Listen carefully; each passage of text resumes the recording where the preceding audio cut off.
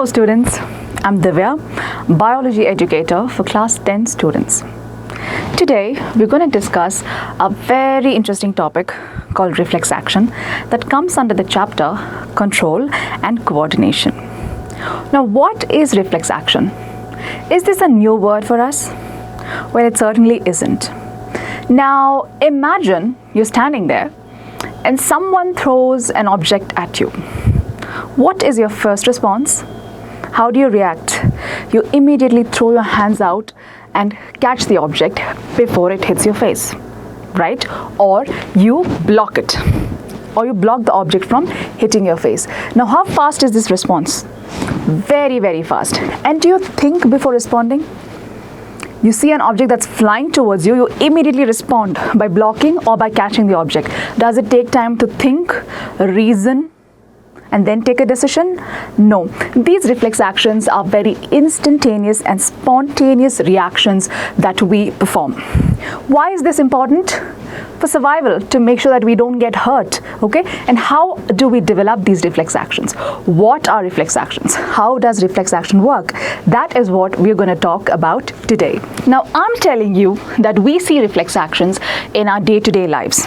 And you might ask me, how, ma'am? Where, ma'am? Now, you are standing, okay, and a strong beam of light hits your face. What do you do when a light beam hits your face and when it enters our eyes? That much light is too much for us to handle. So to make sure too much light is not entering our eyes, our pupils will constrict, will become small, thereby limiting the amount of light that will enter our eyes so that we can see better even when it is so bright outside. Another example of reflexes that we see is called the knee-jerk response, or otherwise called the patellar reflex.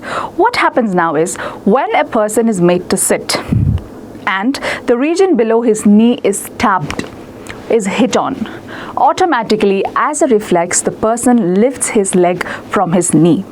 He lifts it up, okay? This is called the patellar reflex that all of us have. You can try it out sometime, okay? When you hit the region just below the knee where a tendon is present called the patellar tendon, your leg lifts up as a reflex. You do not intend to do it. There is no processing, there is no thinking, nothing. It just happens instantaneously. This is called the patellar reflex or the knee jerk movement. What is another example that you can think about when it comes to daily reflexes? Sneezing. When you walk into a room which is very dusty, okay, or your mother is cleaning the room and you walk inside the room and there's dust everywhere, what happens to you? Don't you start sneezing? Is this in your control? Do you think that you have to sneeze? Do you have any control over your sneezing? No, it happens automatically. Now this is also a reflex. What could be the significance of this? The room is filled with dust particles and you are breathing it in, and your body doesn't want that. It wants to expel the inhaled suspended particles, the pollutants or the dust particles. In order to expel them out, you start sneezing, and this is a part of your reflex on which you do not have any control, and it is instantaneous. Yes, this is another example of reflexes that we see every day. Another example, you are walking past, a nursery, and you see cactuses kept. They look very pretty. You go next to them and you're so excited to see them. You turn that side and you drop your hand accidentally towards the cactus. And just when you're about to touch the cactus, you make very light contact. The moment you make light contact, you immediately pull your hand back without even thinking. Now this is also a reflex. Why do you do this? To make sure that you do not prick your finger from the cactus thorns. Yes, you do it as a reflex without even thinking. You do not think. The moment you realize you're about to touch the cactus, you withdraw your hand very immediately, very instantly, without even thinking. These are some of the examples that we see in our day-to-day lives, but so far you didn't know what it was, but now you know, so you can tell your friends and your family members, I know what are reflex actions, and you can give them these examples, and you can definitely try out the knee-jerk reflex experiment. Reflex is a word that we very commonly use in our day-to-day lives when it comes to sudden responses to an external stimuli or an external environmental change. When you are crossing the road and you are about to be hit by a vehicle, what do? The moment you realize you're going to be hit, you step back. You immediately step back. Now that is a reflex, okay? So when someone asks you what happened, I said, I was about to be hit by a car or a vehicle. Thankfully, my reflexes saved me.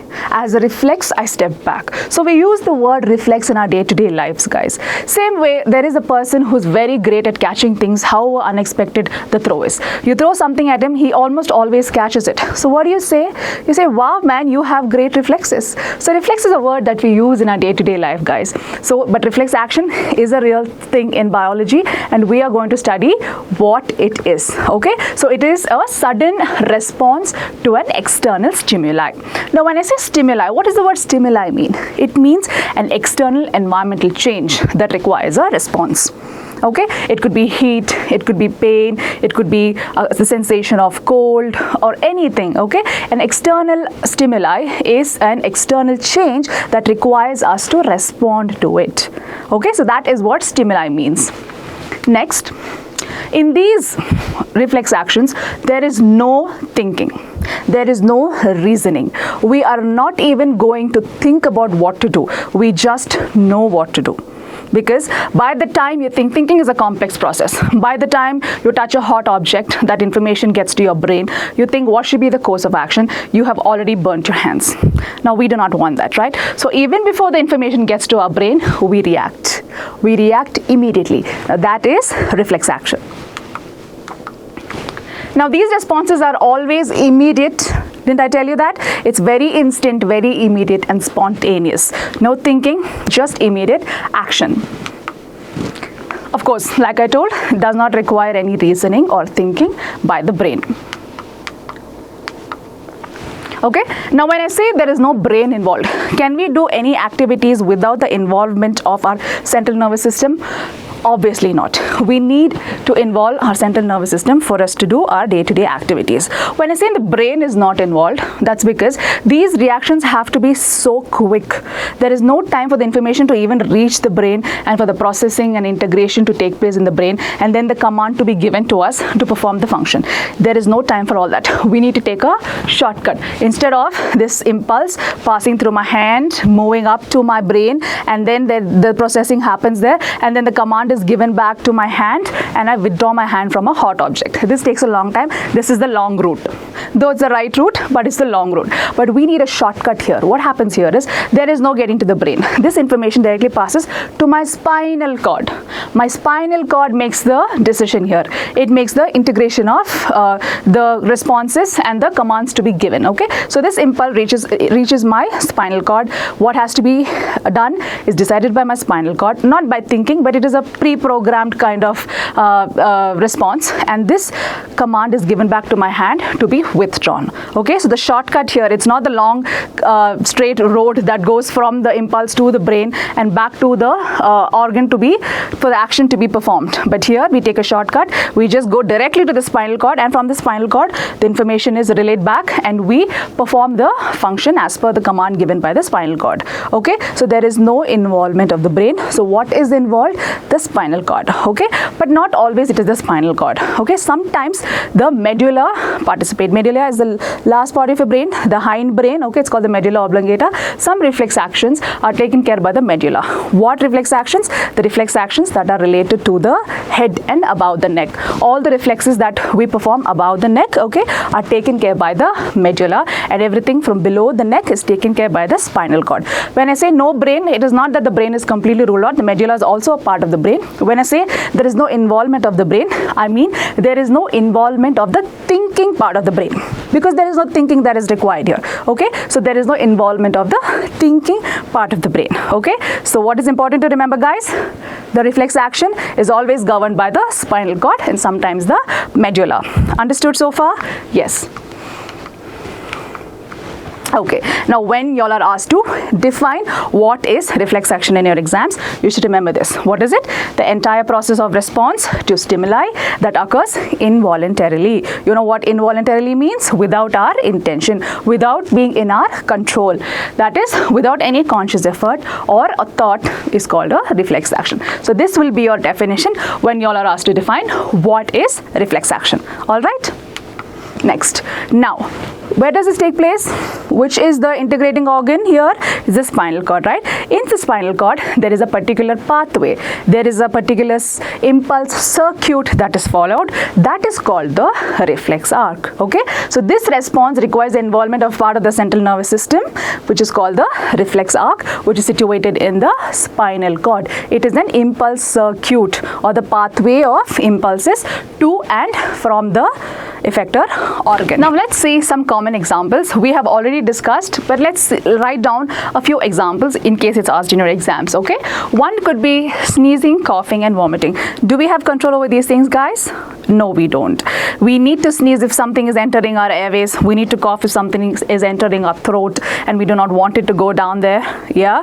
Okay, to expel the foreign particles that are entering our airways, we sneeze, we cough, and even vomiting for that case. Are any of these processes under your control? No. Do you think and intend to do these? No, they happen on their own as a reflex. Then a blinking of eyes. This, do we plan on doing it?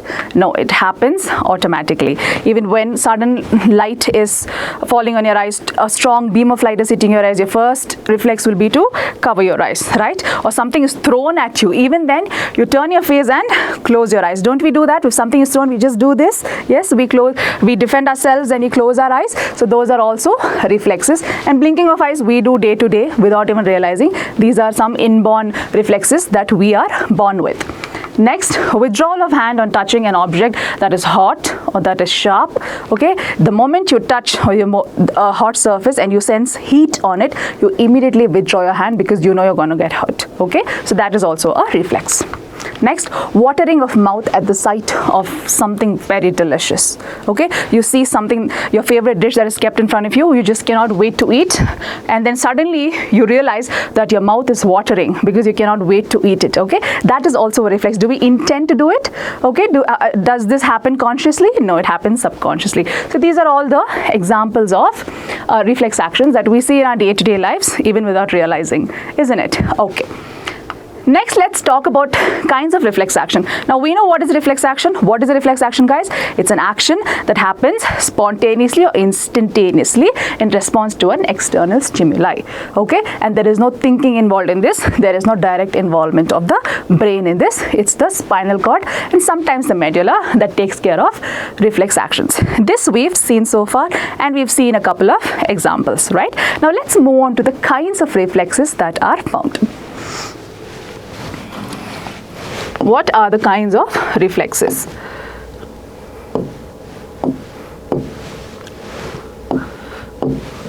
There are two types. Actually, there are four types, but there are two categories. The first category, you have something called as cranial reflexes. All right. There's another category called spinal reflexes.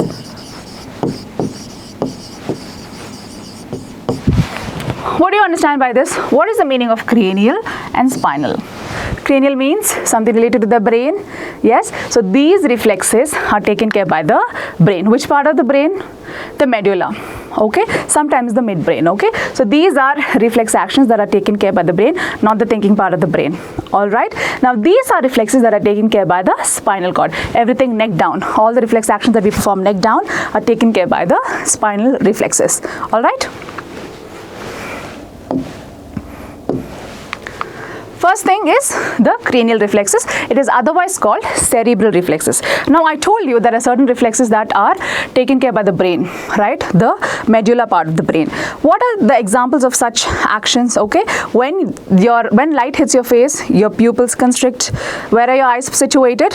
Above the neck, right? So that reflex action, when the pupil is constricting, that reflex action is taken care by the medulla, and it falls under the category of cranial reflexes. All right, you're sneezing, you're coughing, swallowing, all of those are taken care by or come under the category of cranial reflexes. All right, so let's see a couple of examples. Blinking of the eyes, like I told you.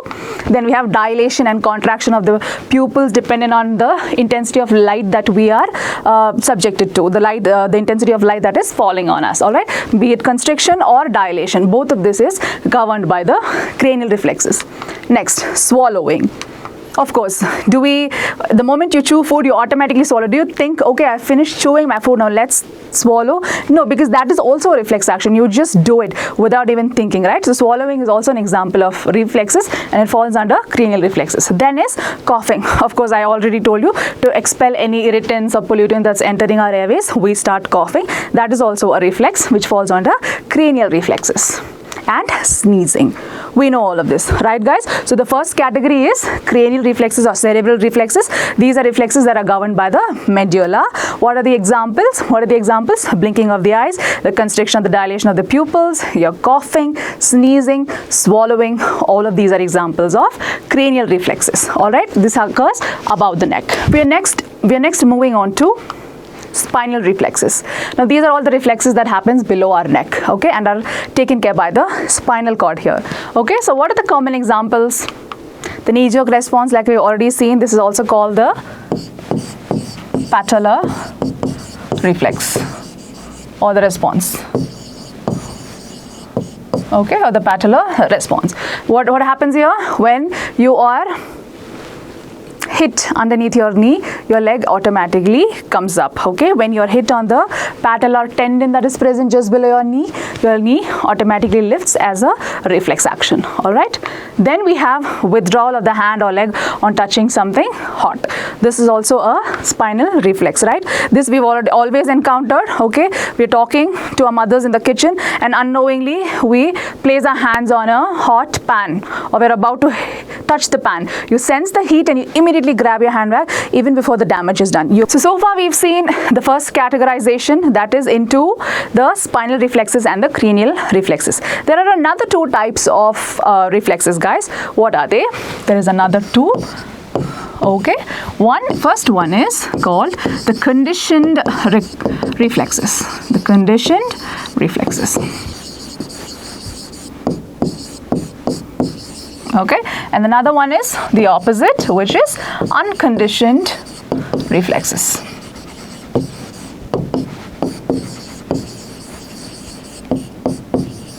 What does this word mean? Conditioned. It means something that we learn and condition. It means something that we learn and condition. What does unconditioned means? You have got it on as an inborn trait. Okay, there is no conditioning or training or experience needed here. All right, so unconditioned reflexes are also called natural reflexes. They're also called natural reflexes. Okay, these are called acquired because you need experience for this. Okay, these are called acquired reflexes. Okay, so there are four types of reflexes, guys. What is the first categorization? Into spinal and cerebral. Into spinal or cerebral, otherwise called cranial. The other categorization is into conditioned and unconditioned. What are unconditioned? These are our inborn reflexes. There is no training or prior experience needed. These are called natural reflexes. All right, then you have conditioned reflexes, which we learn with experience. Okay, once we touch a hot plate and get our hands burned, next time we know we needn't do that. We shouldn't be doing that. Okay, so that is a learned or an acquired trait. That is an acquired reflex. Okay, so that is called conditioned reflexes, are otherwise called acquired reflexes. Now let's see what they are on detail. Okay, first is unconditioned or natural reflexes. They are otherwise called simple reflexes. These are certain reflexes that we are born with. Okay, there is no prior experience needed. What are the examples you all can think about? What are the examples? Let's see. Blinking of the eyelids in response to a certain approach. Something is flying and coming towards your face to hit your face. What is your first reflex? To turn away and to close your eyes. You close your eyes. Okay, when someone throws something at you, say, you close your eyes. That comes without even thinking. We do not even intend to do it. Okay, so that is one classic example of your unconditioned or natural reflex, that is closing your eyes in response to something approaching or in response to a strong beam of light that's hitting your eyes. Next, like I just said, closing of eyes against a strong beam of light. Then the sneezing reflex. Are we taught to do this? Do we need experience to do this? No, we just do it. Peristaltic reflexes. Now when we eat and swallow food, the movement of the food, okay, there is some contraction and relaxation of the esophagus called peristalsis. Okay, so that reflex also is unconditioned. Okay, we are born with those. Okay, we do not intend to do these things. Next is the knee-jerk response. We know what knee-jerk response is by now. Next we have withdrawal of the hand from a hot or sharp object. That is also a unconditioned reflex. Now you all might see there are certain examples that are overlapping with the other kinds. It doesn't matter. Now this can be an uncontrolled natural reflex. Alright, it can also be an example for spinal reflex. It doesn't matter. They don't need to be exclusive to one. Okay, you can write certain examples multiple times, but make sure that you categorize them correctly. Okay, so these are the examples of unconditioned, otherwise called simple or natural reflexes. So what is the next kind after unconditioned? It is conditioned reflexes or acquired reflexes. Now these are reflexes that we learn with experience. We do it once, we remember not to do it the next time, or we do it this once, we remember to do it next time. For example, you are playing a musical instrument, you learn how to do it. Okay, when you keep doing it again and again and again with a lot of practice and a lot of experience that you're gaining each time, it comes as a reflex. You can close your eyes and play that instrument because it has now become your reflex. Okay, that is an example of conditioned or acquired reflexes. Let's see some examples. Working on a keyboard. Now don't you all look at the monitor and type, do we search where the letters are? Well, initially you will while you're learning. Once you get the hang of it, once you get experienced with a lot of practice, it becomes a reflex. It becomes a reflex action. Now this is a conditioned reflex. Okay, as you do it time and time again, you become a pro, you master it. Okay, so while playing on the keyboard or while typing on the keyboard, you know what keys are because of it is now a acquired reflex. Okay, some people, it differs from people to people. Not everybody will have the same proficiency, not everybody will do it at the same rate. Okay, again, that depends on how much of practice or how much our system has been exposed to that activity. All right, it differs from person to person, and one person may have this reflex and the other person may not. One important difference between unconditioned and conditioned reflexes is, guys, unconditioned reflexes are present in all individuals. It is the same response to the same stimuli in every individual. But in a conditioned reflex, it differs from person to person, dependent on their exposure, dependent on their practice, dependent on their experience. Now, isn't this an example? Can everybody work on a keyboard? No, not everybody. But can everybody sneeze when exposed to dust? Yes, they can. All right. Do you understand the difference between conditioned and unconditioned? Okay. Let's go ahead and see other examples of conditioned reflexes. Playing a musical instrument, like I just told you, not everyone can do this, but once you start doing it, once you become a pro, you can close your eyes or you can sing and do something else and continue to play. Okay, that's because it has become a reflex. You do not even have to think, you do not even have to concentrate there. Next, watering of the mouth on seeing something tasty. Yes, this is a classic example of acquired or conditioned reflex. Okay guys, now so far we have seen what a reflex action is. Okay, some common examples and what are the types of reflex action. Okay, now we are stepping ahead and moving on to learn the actual mechanism of reflex action. Okay, so far we know what is reflex action and the types, but how does this happen? What is the mechanism? What is the science behind it? Let's get into that. Okay, now to understand that, you have to understand what are the components involved in a reflex action. I told you there is a circuit followed, an impulse circuit followed in a reflex action called the reflex arc. Okay, so we are going to focus on something called the reflex arc. Let's first study the components and you will get to know, or you will understand what reflex arc means. All right, now what are the components of reflex arc? Otherwise, you can also say what are the components of a reflex action. There are 5 components and the order is very important to remember. All right, the first one is receptor or sensory organ. All right, for any response, guys, be it voluntary or involuntary. Reflex action is an example of involuntary action, be it voluntary or involuntary action, or in other words, be it an action that you want to do purposely or an action that is automatically being done by your body. All right, it doesn't matter. In either cases, you need this component, isn't it? You have to sense the change in the environment. You have to feel the stimuli, right? You have to perceive the sensation. For that, this component is very important, which is the organ, the sensory organ, all right? The sensory organ and the receptors within it will perceive the information. Isn't that the first stage? Isn't it obvious? For you to give a reaction, you should first perceive the stimulus. We should first perceive the sensation, right? That's where your sensory organ comes into play. And in your sensory organ, there are specialized cells called receptors, which are sensitive to stimuli. All right, this is the first component where the sensation is picked up.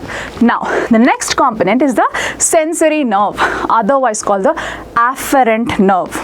Sensory nerve, otherwise called the afferent nerve. Now, this sensory organ and the receptors in it have perceived the information. Now, can they just hold on to the information there? They need to pass it on, right? So, first they pass it on to the sensory nerve. The sensory nerve picks up the information from the receptors in the sense organ and they carry it to the next component, which is the spinal cord or the medulla in case of the head reflexes. All right?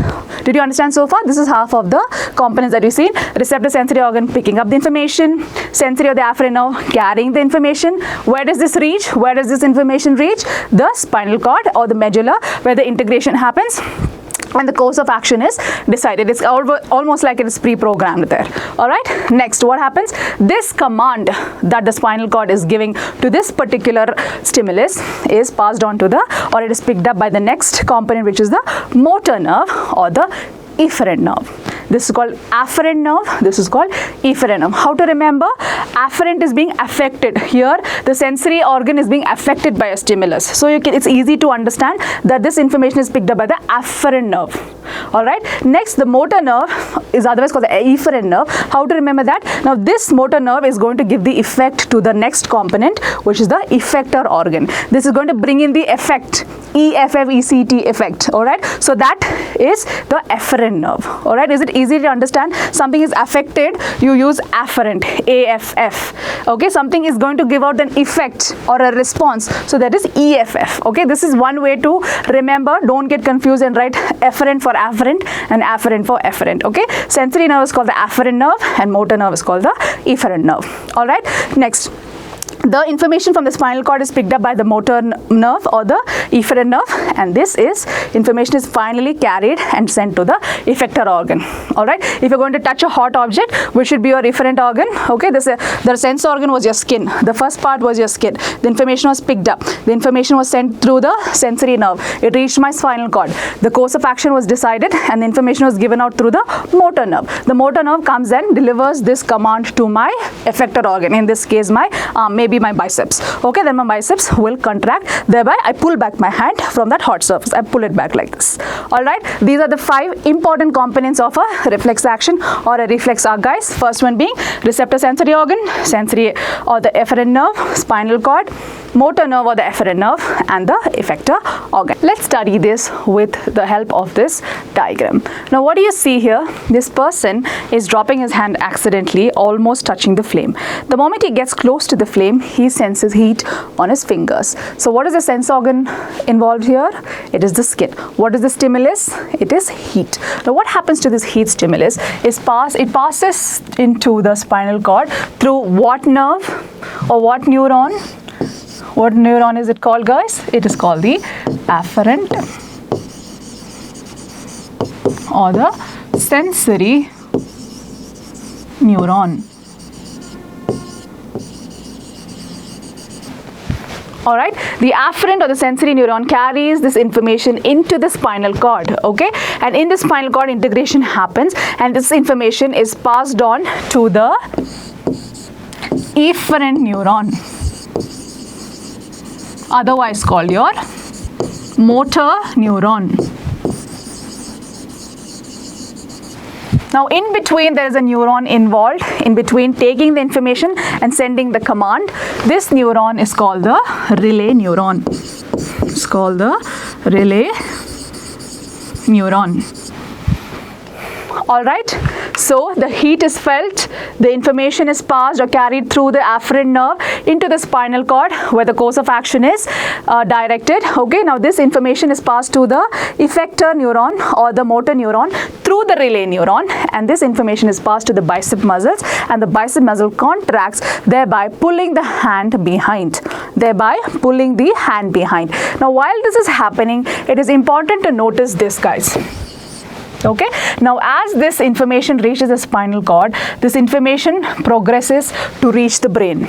Though there is no direct involvement of the brain, the thinking part of the brain, the information that such a sensation was perceived and such an information was transferred through the spinal cord, this information reaches the brain. All right, now even before this sensation reaches the brain, the action is completed. That is the significance of reflex action. There is no time to carry this information to the brain and for the brain to integrate it, interpret it, and think what to do. This needs a shortcut because you need immediate action to protect yourself from a potential danger or potential burn in this case. All right, so as soon as the information is carried, the information goes on to the brain, but even before it reaches the brain, this circuit is completed and the action is completed. The action is taken even before the information reaches the brain. When I say no involvement of the brain, don't think that the brain doesn't even get to know it. It does get to know what the sensation was and what the response was also. All right, just that it cannot command what to do. All right, guys, so this is an example of how the reflex arc works. I'll show you what happens after that. After this has occurred, can you see that the arm is lifted? Okay, after this reaches the effector muscle, in this case your bicep muscle, what happens? The muscle contracts and the hand was like this. Now the hand is pulled back. The hand is pulled back. This happens so instantaneously within a fraction of a second. Okay, this is the beauty of reflex action. Now let's understand how this happens by looking at this illustration, guys. See, heat is perceived, the information is felt, it's carried to the spinal cord by the sensory neuron. The information is passed on to the motor neuron, which reaches the effector organ, and the effector organ responds. Did you see this? This is how it happens. Just have a look. And all of this occurs very, very, very fast. Immediately, almost immediately, in fraction of a second. So now you'll have an idea of how the reflex arc works. Okay, this is how it works, guys. This is an example. You all can draw this or you can explain this in however you want. All right, from your exam point of view, you all need to write the components of the reflex arc and in a particular flow chart or a pathway manner. So that is what I'm going to show you. First, remember, this reflex action starts with a stimulus, of course, right? Without the stimulus, what are we even reacting to? All right, first we have the stimulus. Next, this is the receptor organ on which the stimulus, the sensation is formed at the receptor organ, or the stimulus is perceived at the receptor organ. From the receptor organ, it reaches the sensory nerve. In the sensory nerve, it is the sensory neuron. From the sensory neuron, it reaches the spinal cord, where the decision is decided. Okay, it is already pre-programmed. We just know what to do. Now this information is passed on to the motor neuron, from the motor neuron to the motor nerve, and the motor nerve make sure that this response is reaching the effector organ, where the actual response is performed. All right, so this is the flow chart of how the information flows. The stimulus reaches the receptor organ, in the receptor organ reaches the sensory nerve, then the sensory neuron. This information is passed to the spinal cord, then the command is formed, the command is given to the motor neuron gives it to the motor nerve, and the motor nerve relays this information to the effector organ. In case of touching a hot object, it is your hand, your arms, your bicep. This is your effector organ. Okay, and then the response is given out. The withdrawal is given out. Okay, so this is the sequence in which you all have to draw when it comes to the reflex arc. Now, how do you easily remember it? Remember it in pairs. If there is a stimulus, there has to be a response. Okay, remember it in pairs. If there is a stimulus, there has to be a response. If there is a receptor organ, there has to be an effector organ.